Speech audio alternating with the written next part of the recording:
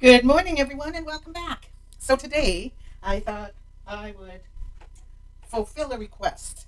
Some of the girls were asking, who had never used one before, were asking what your wood comes out like from when you laser cut. And this is what you get. And then all you have to do is lift up and tap, tap, tap, tap. And that is how it becomes blank. Now, I could turn up my power and I could very simply have them fall out. But I like to be able to control where they land because I don't want to have it land in my laser machine and not see them and then start a fire because, once you've laser cut, you really want to get to what your project is. You don't want to wait. And so this way I don't have to worry. Everything is secure until I'm ready to punch it out. So normally I don't punch out right away. Okay, and I'll tell you why. Because staying in the lines for me is hard, and it's getting harder with age. My hands shake.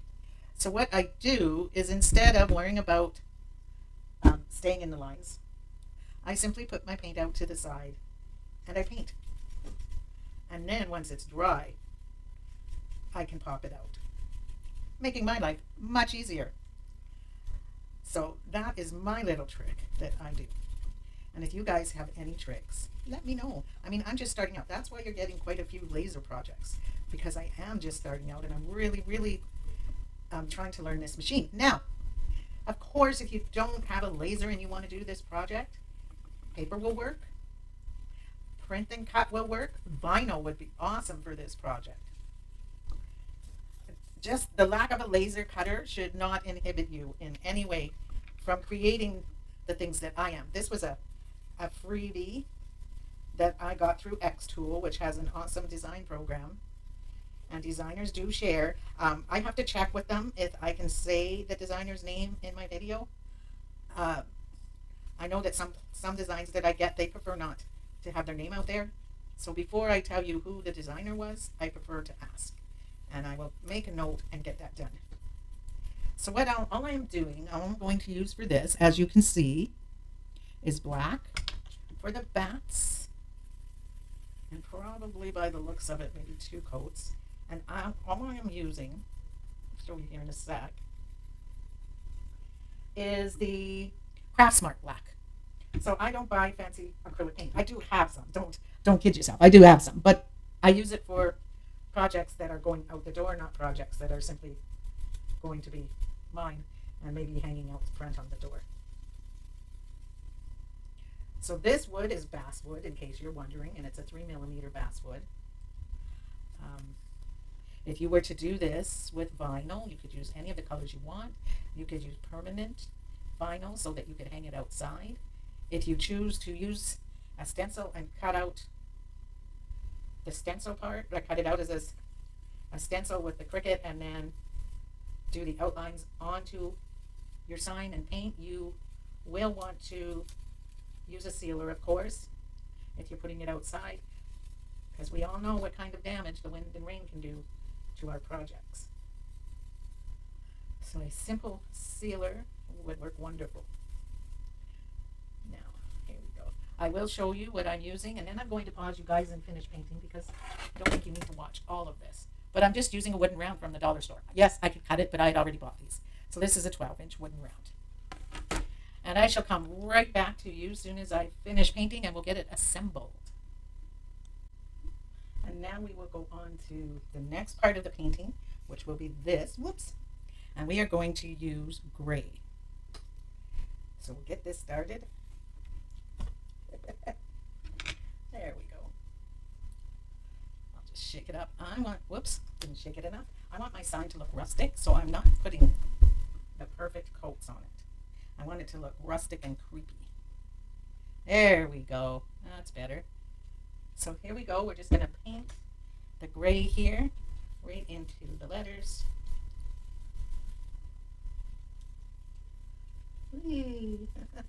Now, if I wanted to, I could have, of course, done the letters like a stencil onto my sign. But I'm not sure how I'm going to arrange my sign. So I don't want to be stuck with where they go. Where did my circle fall to? Oh, my O fell right out. So here we go. We'll put it right back in and do the painting. Whoops. And here we go. There we go. So that is now all painted up. Now, the other thing we have to paint, and we'll let that dry over there, is of course our round. And I think that I am going to paint it in kind of a orangey yellow if I have one. And then I am going to do something to it to help it be a little more spooky. So just give me 1 minute and I'll be right back. Okay guys, I finally got kind of the tan color that I wanted by mixing some black, orange, and yellow. I couldn't decide on a color, but I think I'm going to go with this one. And so we'll get this all painted up. I hope you guys are having a great day. I hope everyone in Florida is staying safe. I was very sad and almost, didn't know what to think when I saw the devastation. And I wish everyone there the very best. I hope that for you guys, things settle down and you can start to, I don't know, where do you start, right? I guess you pick up the pieces and you move on. And there we go. So it's going to be kind of that color. And so it should make a cool background. We'll see in 1 second. I think my other stuff is dried. So I'm just going to wipe up here and I'll be right back. Well, hello everyone. Welcome back. I bet you didn't even realize we were gone. But I was waiting for things to dry and giving a little sanding to my sign to help it achieve the rustic look that I wanted it to have. So I will grab now a piece of paper towel and I'm just going to dust it off. And we can decide how I want it to go on, because where I want it to go on may not be exactly the same as what the person who kindly shared the design did. But that's okay, right? Everything can be unique. She laid hers out in a certain way, and I want to lay mine out in a different way. Possibly. Might end up the same as hers. Who knows, right? But I do know that I want the house front and center. Okay? So that we can, sometimes there's little bits of the wood that I need to scrape off while I'm perfecting my settings, And I do find, I'll admit, that sometimes, even though the wood came from the same supplier, it's not always the same setting. Like, they're not all exactly the same. So that is part of why I am playing with this, to help me achieve the knowledge that I need to use the machine to the best way that I know how. So there we go. Got rid of the rough edges. Oops, there's one here. I can't fit my block in. There we go. So let's, okay. So it can go like this, right? We're getting the idea here. I'll move this. That would help a lot. Sorry, guys. So here we go. We have our sign, and we want the top of the house to be approximately the middle between the two holes for hanging. And then, of course, we have our bats. And this is where I think I might differ from what she did in the number of bats that she had in her display. I think that I might go for 3, or even 2 is cute. We'll see. And then, of course, we need to put Happy Halloween. The H for Halloween goes down there. H. We're going to go with the curve, or at least I am. A. P. P. You know what? Not loving it. So let's fix it. Let us turn it over. And I think I'm going to switch it to a white background so I can see my letters better. Because I want my letters to be the color that they are, so I'll be right back. Okay, I grabbed my big bottle of white because it's going to take quite a bit. There we go. covered. So here we go again with the painting. Ooh, that is thick acrylic. I haven't tried this one before. It was just suggested to me.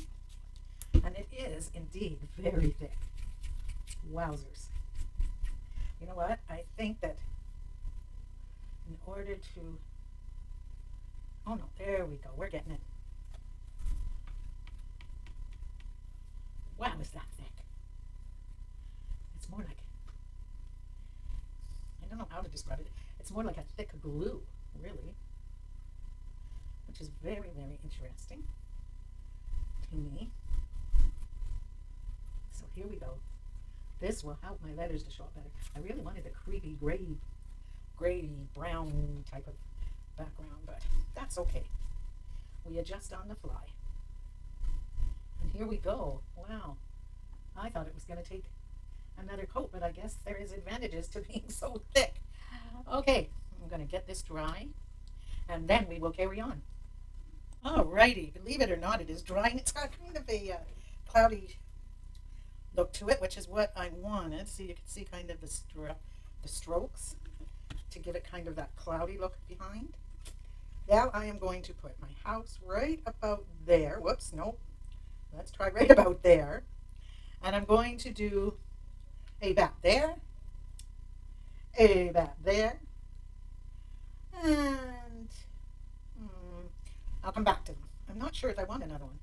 And then the little letters spell out the word happy, and the bigger letters spell out the word Halloween. And I am very happy because I can see it better. So here's the P, and I'm kind of trying, like I'm not gluing yet. I'm following the curve of the bottom of my haunted house to get the look that I want. Oh, there it is. That's what I'm looking for. So we'll put one there. And where did I start that? On the inside. So you over here, you over here, you over here. So what I mean by I started it on the inside is that I lined it up to the inside right here of this little scoop. So I want to do the same there. And then I can space my letters out to look proper. Just like so. My in-between letters can lay like that. So there's happy. And with this one, I'm going to line up with this edge. So I need my N to line up the same. And to do that, since it's further down, I just need a bit of a flat edge. So I'll grab my ruler here and I'll lay it right there where my house is and just line it up. There we go. And I'll go backwards from there. And this should, I hope, no, it's not quite going to be enough space, so I'm going to move to the outside, just like so, about halfway. So this should be about halfway on my N. There we go. And now we'll bring over the E's, the W, O, L. The reason I'm spelling it out loud is because I thought I lost a letter, but thank goodness I did not. And I accidentally had my A in the wrong place. So we want the little a up there. That helps a lot with the placement of those. So this, I do believe, will be how my sign turns out. How am I going to glue it down? You have many options. You have your E6000. You have, whoops, or you may have, sorry, a glue gun like this one. I love my glue gun. My husband got it for me a while ago. But I should be wearing my finger covers because every time I touch that hot glue, yeah, just call me klutzy. So here we go. And push down. And that is it, right? Using the hot glue gun. You could even do it like this. Hang on one sec. I'm going to put this back on its stand so I do not touch it. Instead of just using the hot glue, you can do a dab. Ooh, good old E6000. I haven't used it in a while. Maybe it will not come out. Let's see. So what you can do, now that I've got the head of it cleared out, is you could put some E6000 on it. and just use that. Or you could do like I am doing and use the E6000 to hold over time and a dot of the hot glue to hold immediately. Combination of the two. There we go. Now for the big house, I'm just going to move my sign up there. I know the edge is in the way, but I want it to sit up there while I get this all covered in glue. First, I'm going to do the E6000 on it so that it doesn't clog again, waiting for me to catch up to it. Okay, you could probably use some art glue for this. Whatever you have that works. Of course, wood glue would work. Don't forget something as simple as wood glue, right? Here we go, and then let's put some of the hot glue down, keeping my fingers away from it. Here we go. Ooh. I try to move a little bit fast with this because it is quick to dry. Sometimes if I move too slow, I find that the stuff that I did at the beginning is already dry. Now this will do, and I need to grab myself another glue stick before we move on, but this will hold my house in place. So let's bring it down. Notice that I did not glue down my letters first because I want, whoops, I got white on my black. I can fix that easy enough. But I do want to be sure my house is in place. On my hand, see? Happens every time. I want to make sure that my house is in place before my words are.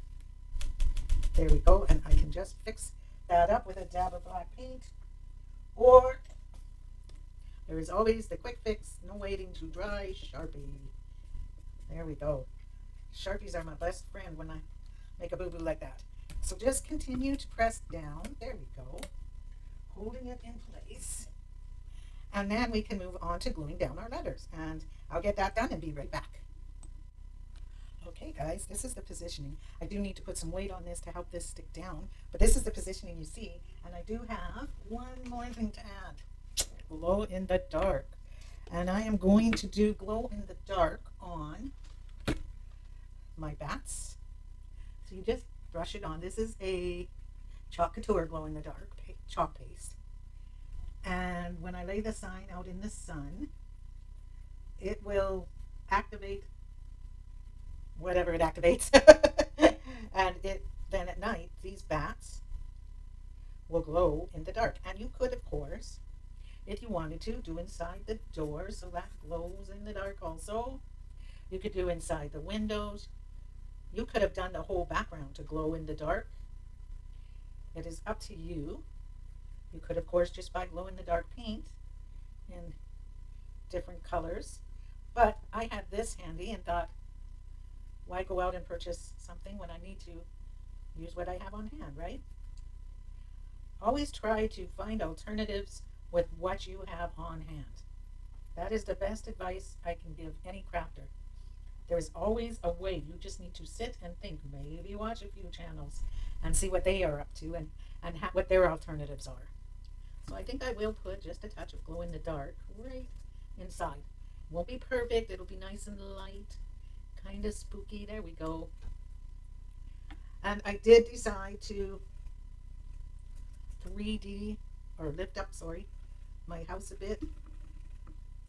So it is on foam also. So not only is it double glued, it is also on foam so that it will stick up in almost a 3D effect.